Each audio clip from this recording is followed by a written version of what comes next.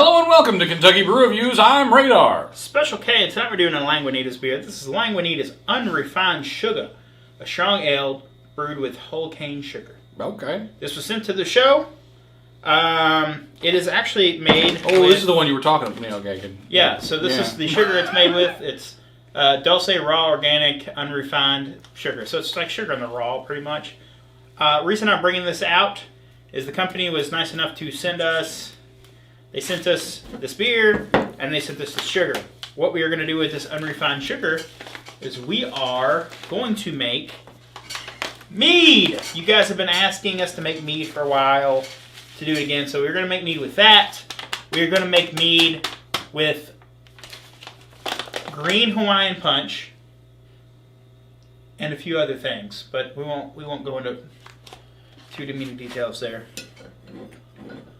Now, this Lagunitas Unrefined Shugga Strong Ale, this is actually, it says strong ale on the bottom, but I know what it really is, and it's the devil.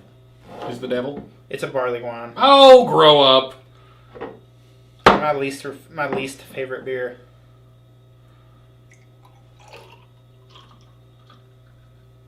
It's a very sensual scent. It's a very thin pour you got there. I did it, suck. You try to get ahead. Yeah, look at that. Look at it go. Look at the surge. Suck it. Is it going to be alive? No, it's perfect. That was a perfect pour.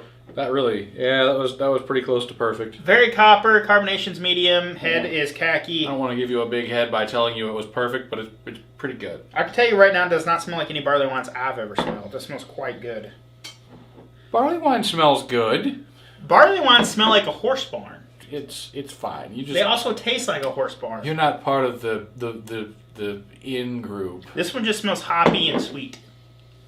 It does. It smells more like maybe a little like a pale ale. Yeah, like a pale ale, like a dark pale ale. Maybe a little citrus fruit in there or something. All right. It smells really good, actually. I like the smell. Did we mention the ABV on this? It's probably large, if I had to guess. I'm thinking you're probably right. 10%. Yep, that's large. The color is pretty close to the sugar, too. Look at that. A little bit, yeah. So 10%, yeah. You know, I dare say that's easily the best barley wine I've ever had in my life. And I think it's because it doesn't taste like a barley wine. I mean, it does have. It's got the hay. It's got the hay. It's got but it's fresher. Weird. Hay. It's not moldy hay that's been sitting in a horse barn that's been shit on. I think actually it's the same hay. It's just that there's also like a citrus kick in the middle of it. Like, it's still pretty musty. They definitely use some brighter hops in this than I'm expecting. It does remind me more of a weird combination. A pale ale or strong ale or even a double IPA. That's what it's reminding me of, a double. You know, it's a little bit sweeter, a little bit thicker. It's pretty hop forward. The beginning of it is just IPA. It's all IPA, and then you get kind of the musty hay scent. Yeah, which you would kind of get from a double. That's why I said double. Not a triple, yeah, but definitely a double IPA. I see where you're coming from. I think this would be a good way to get people interested in the idea of a barley wine. You know, now that I've been sipping on it for a second, there is a bit of funk. I'm getting more funk towards the back end. I've noticed that those hops are covering it up. That's why I'm not getting it as much. But it's there. But it's not... It's definitely present. It's not awful. It exists. It's there to let you know that there is a barley wine in this glass. It's a big beer, but I like it. This would be a one and done for me for sure because it's so big. Oh, man. I would drink it and I would be very happy Definitely with it. Definitely a sipper.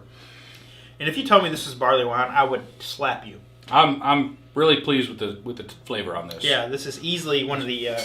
this is the best barley wine. I'll say it. This is the best barley wine I've ever had in my life. I mean, we've had quite a few barley wines on the show. I think this is so different from a lot of the other ones that I've had. I have a hard time saying that, but it is pretty good. I think it's pretty fantastic. So on to the rating. I'm going to give this beer a... Oh yeah, 10%. 8. I'm going there. I'm going to the 8. The aftertaste. The aftertaste really just kicked in. There's your hay. I'm going to give it... I'm going to give it a 7.5. Lagunitas tends to rest on the more expensive side. I'm going to give this a 7.5. Still pretty good. Still very, very good. I want more. I need more. Choir. It's hard for me specifically to recommend this product, and it's not because it's not a good beer. It's because it's a barley wine, and that type of flavor. I think you should have just never looked it up. That's your problem right there. I never looked it up. I went off taste. The problem is that flavor will be off-putting to a lot of people. And this beer, while it's definitely got a lot of characteristics that aren't normally in a barley wine, it does still have a little bit of that, and it's a pretty big beer. It is pretty big. So it'd be hard for me to recommend large. it. So I'm going to recommend it if you like stronger ales and barley wines, if you're into that. Otherwise, skip it. I mean, I'm going to recommend it, but I'm going to recommend a single because that's a very large beer. It's large. Yeah. If you happen to see it chilling in the single section, I'd say get one. You might not be super into the aftertaste. It's very bitter aftertaste. But if you're okay with having a little bit of bitterness in your beer, not like that really you remember those beers we had that were just like dog food-esque? Those were super bitter. Those just weren't good. This has got a similar kind of bitter to it on the back end, but it's not like a dog food bitter. But it's very bitter. That is a very. I think what saves it is that bright hoppiness too. And I'm saying that's what brings it up from a normal barley wine. Normal barley wines are dull. They're very hay forward. They're very earthy. They're very dark. They're very horse fecal mattery. This one does not have any of those characteristics. Again, it has a little bit of that hayness hiding behind that hoppiness, but it's definitely a different beer for sure. That's interesting. I might get a bunch of these because I feel like at 10% it's not going to go bad real quick. No, you could probably just definitely throw that in the fridge and let it chill until you're ready for it. You can definitely age that one for sure. Definitely ageable beer. Keep tuned on the channel. We will be eventually doing another mead. Now, mead is a very long process, so we're going to shoot it, and it takes a year to make a mead right.